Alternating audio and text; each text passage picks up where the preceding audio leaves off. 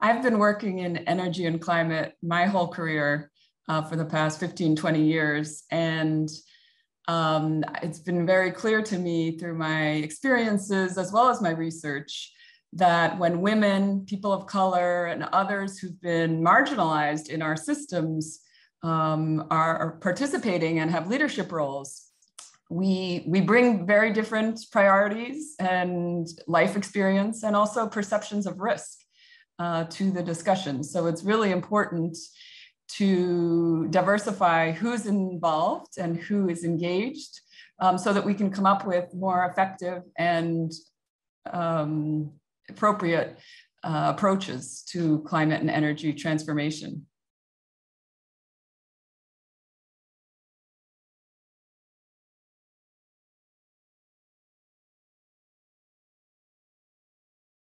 With regard to renewable energy is really revolutionary and transformative because every community in the world has access to renewable energy, whether it be wind, solar. Communities near the coast, near the ocean have offshore wind, wave, tidal. All communities have access to geothermal to some degree.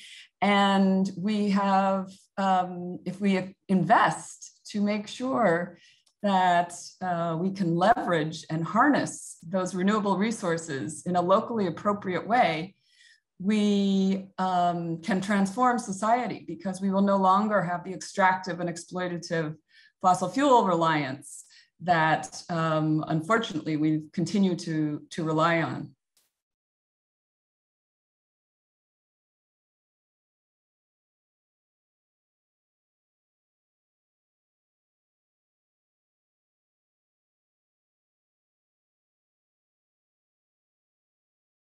So in my book, Diversifying Power, Why We Need Anti-Racist Feminist Leadership on Climate and Energy, I highlight stories, inspirational stories of leaders who are connecting climate and energy with jobs and economic justice and health and food and transportation and housing.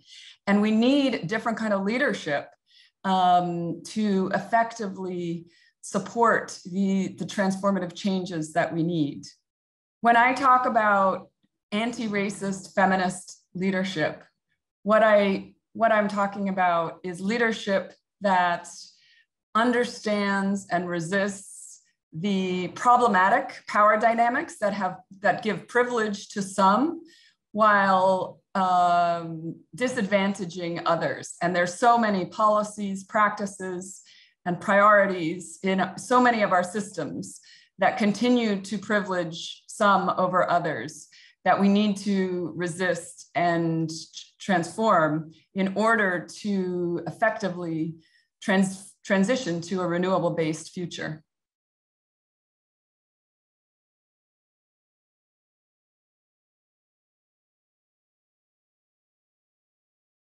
Gender and equality and diversity management, the role of HR is key in an organization.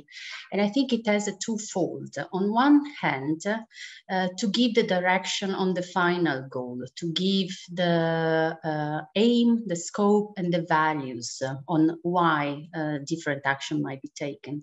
And in my view, the final aim will be that any diversity features should not matter in the workplace. So how do we reach this goal?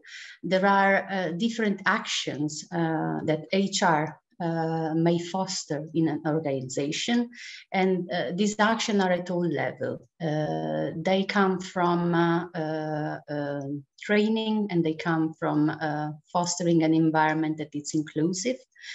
And in my view, and by my experience, a lot comes with the use of language in the workplace. And sometimes the different policies, for example, for gender mainstreaming, cannot be dealt with or implemented without a proper use of language in all the documents that are circulating inside the organization, being a staff regulation to selection notices, to appraisal and promotion exercise.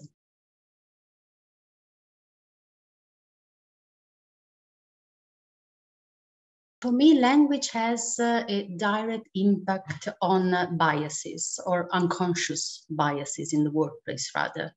In my research, in my PhD dissertation on the equality and diversity principle that are included in the European Staff Regulation, for example, it is rather clear that a language that's not inclusive is not conducive to foster diversity. An example can be all the time that you find in a legal document the mention to he is promoted, he will change his career, he instead of they, or instead of more gender neutral terminology. I think this, the use of language affects our brain in a way that build up on unconscious biases, making them real barriers in then fostering inclusion in the workplace. Another example is exactly sometimes you see studies on gender that are just referring to female or male. A gender is a social construct and it has a fluidity. So it's not dichotomial per se. But if the same studies that are to be intended to foster diversity are not diverse themselves, I think we have a problem. And I think this is how language should really be kept as one of the first things that can help us to foster more diversity in the workplace.